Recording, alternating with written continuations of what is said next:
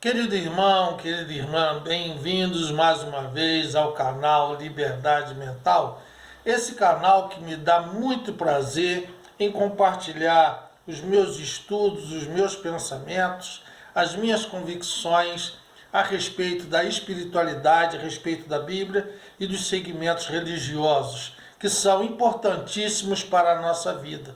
Devemos viver também a nossa vida cotidiana, mas nunca esquecer do nosso lado espiritual.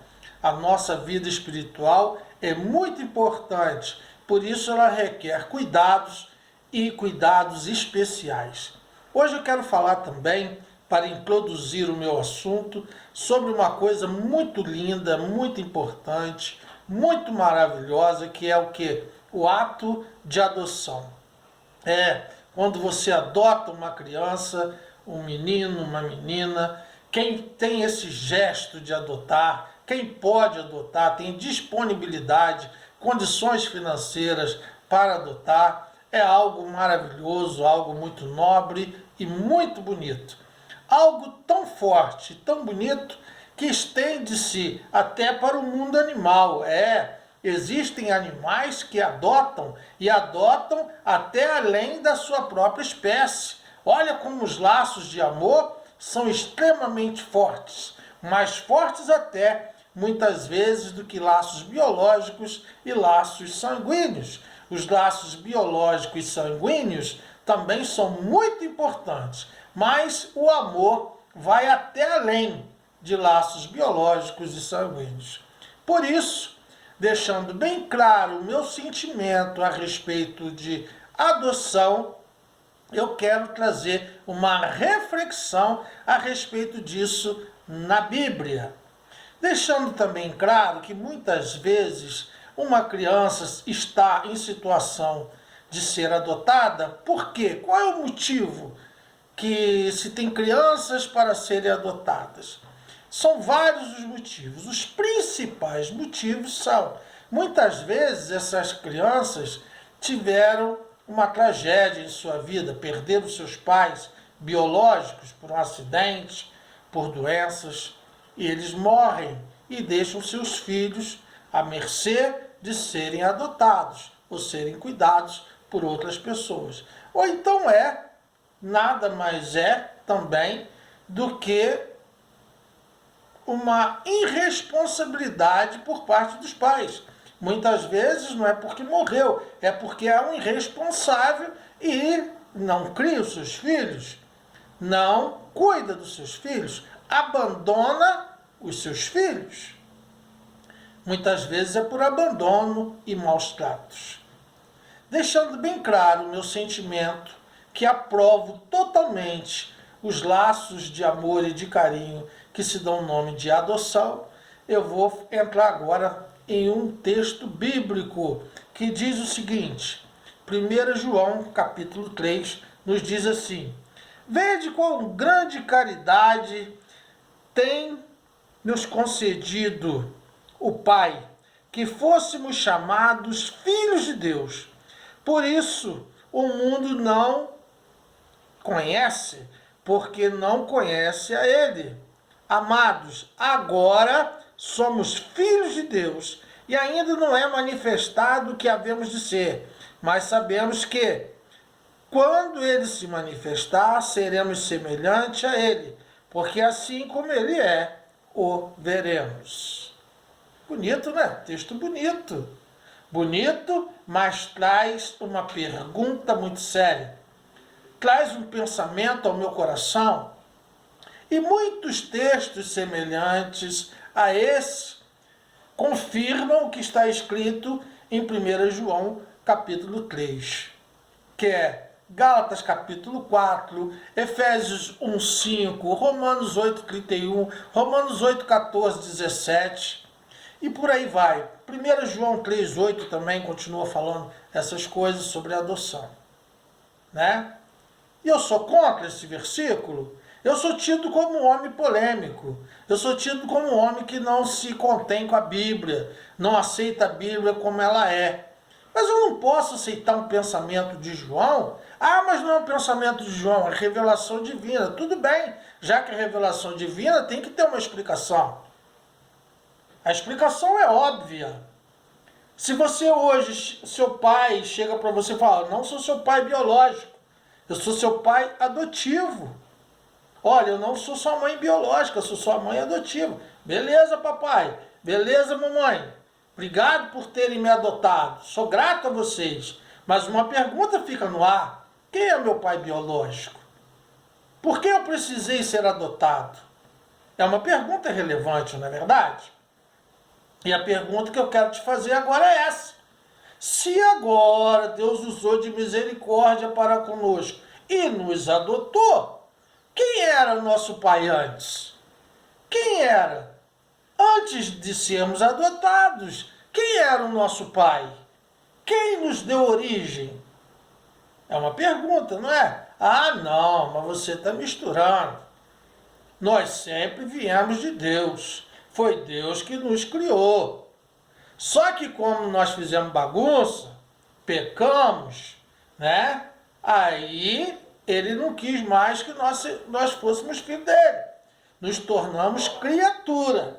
Depois que você fica bonzinho de novo, depois que se aceita Jesus, depois que se batiza, depois que bota a roupa limpinha, depois que você deixa de andar nos maus caminhos, depois que você tem uma vida regrada, depois que você deixa de ser bandido, depois que a mulher deixa de ser safada, depois que você deixa de ser piranhudo, depois que você deixa tudo isso, quando você está todo bonitinho de novo, aí sim você se torna filho de Deus. Você concorda com isso? Beleza? Ou seja, fortalece aquele ditado popular, que filho feio não tem pai. Mas é assim que Deus age? Será que é assim que Deus age? Pois a Bíblia também diz que antes que nós o amássemos, ele nos amou primeiro.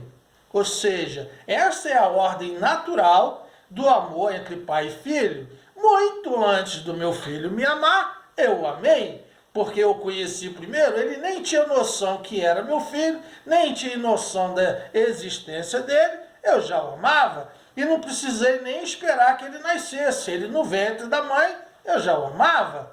Isso é a ordem natural de pai e filho no relacionamento. Porém aqui não, agora olha que favor Deus nos fez, pelo seu amor, de nos conceder o ato de adoção. O ato de adoção também não é um favor. Você não pode adotar uma criança, vou fazer um favor para essa criança. Não. Se esse é o pensamento, você ainda não entendeu o que é o ato de adoção. Eu vou adotar que eu estou com pena. Também não é o motivo. Ajudar, alimentar, tudo bem. Agora, adotar é um ato mais forte. É um ato mais profundo. É um ato de querer aquele ser humano como se fosse seu. É criar como se ele fosse seu e passa a ser seu. Tanto juridicamente, quanto afetivamente. Aí sim, ele é seu filho, é sua filha. Ah, não, Deus nos fez um favor. É? Será que Deus só é pai daquele que é bonzinho, limpinho, bonitinho? E os filhos feios? E os filhos desobedientes? E os bandidos? E os ruins? Seria fácil, né? Eu sou pai, mas só vou ser pai de verdade daqueles que são bonitinhos, daqueles que andam de acordo com o que eu penso, daqueles que andam de acordo com a minha lei, daqueles que me louvam, daqueles que me amam. E os que não me amam e não me conhecem como deveriam conhecer, não são meus filhos, são apenas criaturas. Em João 6, versículo 9, Jesus, o Filho mais velho de Deus, o Filho primogênito e unigênito. Por que primogênito? Porque é o primeiro. E por que é unigênito? Porque não existe nenhum igual a ele. Não significa que nós não sejamos irmãos de Jesus. Jesus falou em Mateus 6, 9, nos ensinando a orar. Quando vocês orar, começa assim: Pai nosso que estás nos céus. E aí ele desenrola a oração. Em João 20, 17, Jesus, após ressuscitar, ele tem um encontro com Maria Madalena. E quando ela vai tocar nele, ela fala, não me toque, porque ainda não subi ao meu pai, vosso pai, meu Deus, o vosso Deus.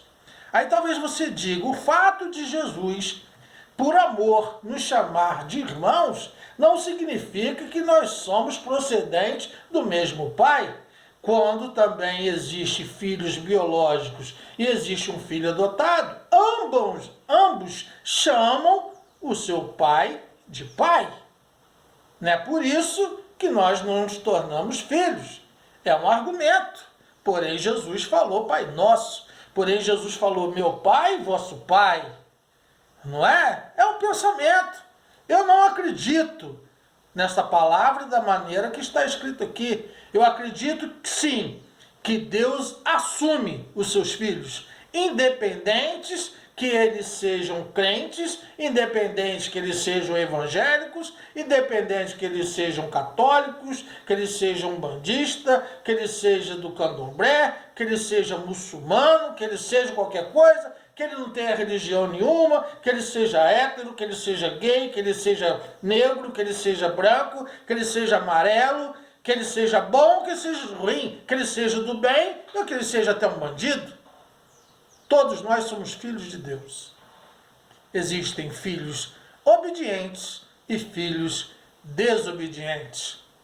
Porque, como eu disse no início, só tem duas maneiras de precisarmos sermos adotados.